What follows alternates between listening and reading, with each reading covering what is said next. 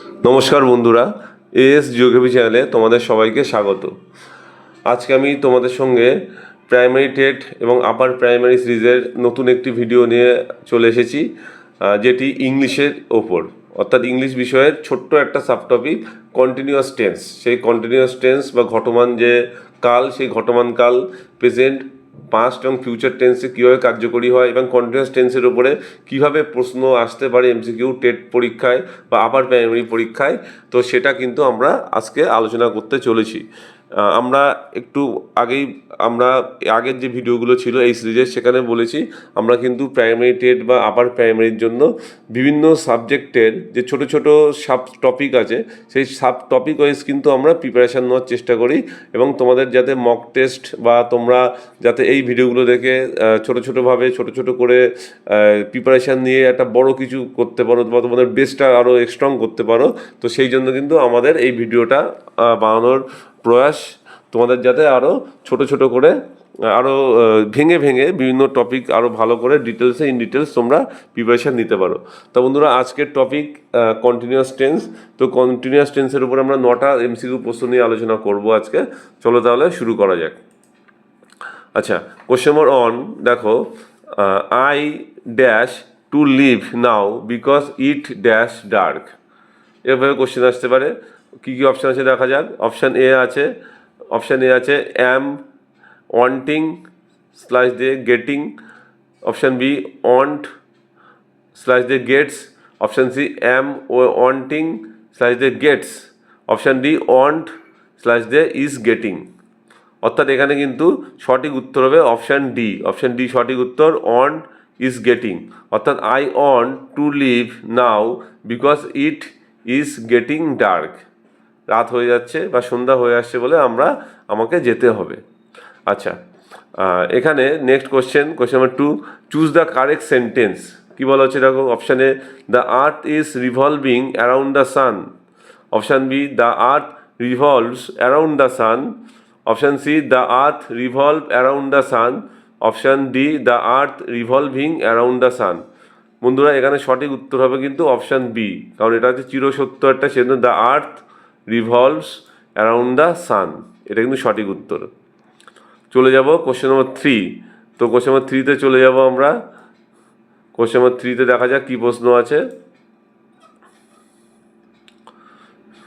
Question number 3 দেখা যাক। Question number 3-তে বলা হচ্ছে, হুইচ সেন্টেন্স ইজ কারেক্ট। বন্ধুরা দেখো, option A, do they working on the project. আচ্ছা, option B, are they work on the project. Option C, are they working on the project now. Option D, did they working on the project now. এখানে বন্ধুরা সঠিক উত্তর হবে option C, অর্থাৎ are they working on the project now, এটা কিন্তু সঠিক উত্তর। আচ্ছা, চলে যাব question number 4, dash they discussing the new policy when the manager entered. এখানে দেখো 4টে অপশান আছে। Option A was, option B did, option C are, option D war.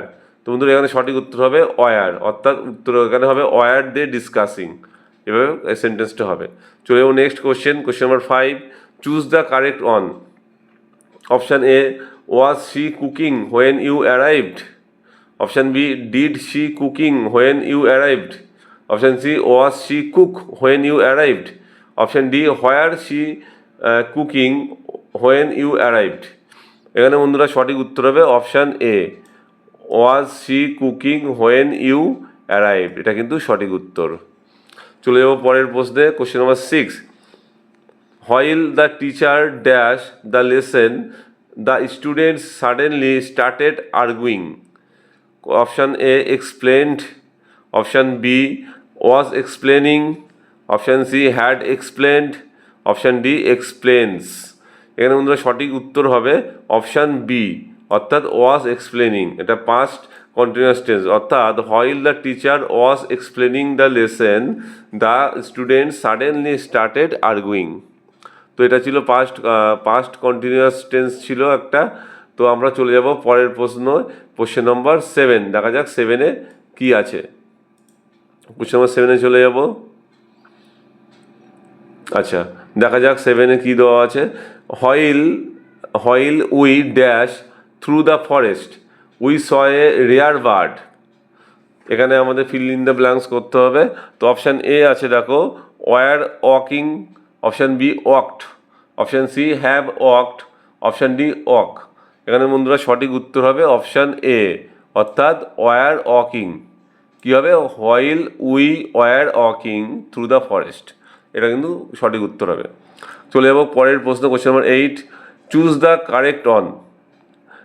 একদম সঠিক যেটা সেটাকে চুজ করতে বলেছে। Option A will she preparing for the exam tonight, option B will she prepared for the exam tonight, option C will she be preparing for the exam tonight, option D will she prepares for the exam tonight. এখানে বন্ধুরা সঠিক উত্তর হবে option C, অর্থাৎ এখানে কিন্তু future continuous টেন্সে কিন্তু এটা ইন্টারোগেটিভ সেন্টেন্সে রয়েছে। দেখে নেবে, এটা অপশান সি কিন্তু সঠিক উত্তর, will she be preparing for the exam tonight, এটা সঠিক উত্তর। চলে যাবো last question, question number 9। By next month they dash on the new research project, option A will work, option B worked, option C have worked, option D will be working.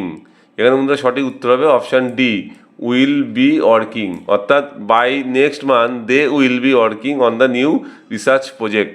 তো বন্ধুরা এটা ছিল আজকে আমাদের আপার প্রাইমারি সেগমেন্টের English সাবজেক্টের অন্তর্গত ছোট্ট একটা সাবটপিক কন্টিনিউয়াস টেন্সের উপরে কোশ্চেন ছিল। এখানে আমরা 9টা প্রশ্ন নিয়ে আলোচনা করলাম। এবং বন্ধুরা তোমরা যদি এভাবে প্রিপারেশান নিতে চাও তাহলে চ্যানেলে অবশ্যই সঙ্গে থাকবে, এবং আমরা কিন্তু এভাবে অ্যান্সার কিটাও কিন্তু পরবর্তীকালে কিন্তু ভিডিও শেষে দিয়ে দিচ্ছি। তোমরা দেখে নাও অ্যান্সার কি, প্রতিটা কোশ্চেনের অপশান এবং অ্যান্সার সহ কিন্তু অ্যান্সার কি এখানে প্রোভাইড করা হচ্ছে। তোমরা এটা কিন্তু স্ক্রিনশট করে বা পজ করে পড়তে পারবে বা দেখে নিতে পারবে। তো বন্ধুরা তোমরা আপার প্রাইমারি বা টেট প্রিপারেশান যদি নিতে থাকো তাহলে অবশ্যই চ্যানেলের সঙ্গে থেকো এবং আমাদের চ্যানেলটিকে সাবস্ক্রাইব করো। অবশ্যই তোমরা হেল্পফুল হবে এই সমস্ত কোশ্চেনগুলো দিয়ে। আমরা চাইবো খুব রিলেভেন্ট কোশ্চেন দিয়ে তোমাদেরকে সাহায্য করতে, যাতে তোমাদের প্রিপারেশানটা খুব ভালো হয়, তোমরা পরীক্ষাতে খুব ভালোভাবে সফল হতে পারো। থ্যাংক ইউ বন্ধুরা ভিডিওটি পুরোপুরি শেষ পর্যন্ত দেখার জন্য।